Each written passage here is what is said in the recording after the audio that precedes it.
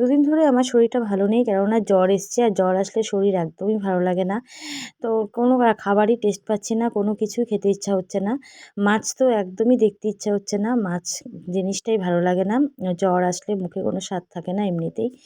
তো তারপরে আমি যেহেতু খেতে পাচ্ছি না, তো যখন আমার শরীরটা খারাপ থাকে তখন ওর হাতে রান্না খেতে আমার খুব ভালো লাগে। এত সুন্দর সব মশলা বেটে এত সুন্দর করে রান্না করে। তো আমাকে বলছে যে, তো ডিম রান্না করছি আমি। এইভাবে ডিম রান্না করাটা ওর হাতের খেতে আমার খুব ভালো লাগে। তো দেখো সেজন্য ও রান্না করছে। আমার গলার আওয়াজটা শুনে তোমরা বুঝতেই পারছো আমার গলাটা খুব ব্যথা হয়ে আছে। ডাক্তারবাবু বলল যে গলায় টনসিল ইনফেকশন হয়েছে। টনসিলটা একটু ফুলে গেছে ঠান্ডা গরমে। সেজন্য কথা বলতেও বেশি পাচ্ছি না।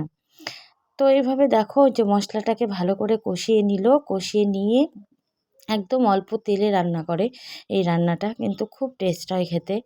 আর ডিম তো অনেকভাবেই রান্না করা যায়, আর ওর হাতে যে কোনো রান্না ও একটু ঝাল তেল মশলা খেতে ভালোবাসে। একটু ঝাল ঝাল রান্নাটা পছন্দ করে, আর এইভাবে আমিও পছন্দ করি ঝাল রান্না। আমি মিষ্টি রান্না একদম খেতে পারি না, আমার ঝাল ঝাল রান্নাটাই ভালো লাগে। তো তারপরে দেখো আমি কতটুকু ভাত নিয়েছি, তো আমাকে বলছে যে আরেকটু ভাত নাও। আমি বলছি না, এতটুকু আগে খেয়ে দেখি। আর চোখ মুখ দেখে তোমরা বুঝেই গেছো যে আমার শরীরটা সত্যিই ভালো নেই। তো রান্নাটা সত্যি খুব ভালো হয়েছিল খেতে। তো রাতের বেলার জন্য আমি করেছি আজকে লুচি আর হলো ঘুগনি।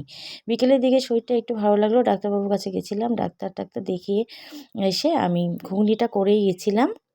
আর এই যে লুচিটা এসে রাত্রেবেলা করছি আমি। তো দেখো, এই যে দেখো ঘুগনি আর সব কিছু হয়ে গেল, খাবারটা পরিবেশন করে দিলাম। তোমাদের কেমন লাগলো ভিডিওটা কমেন্ট করে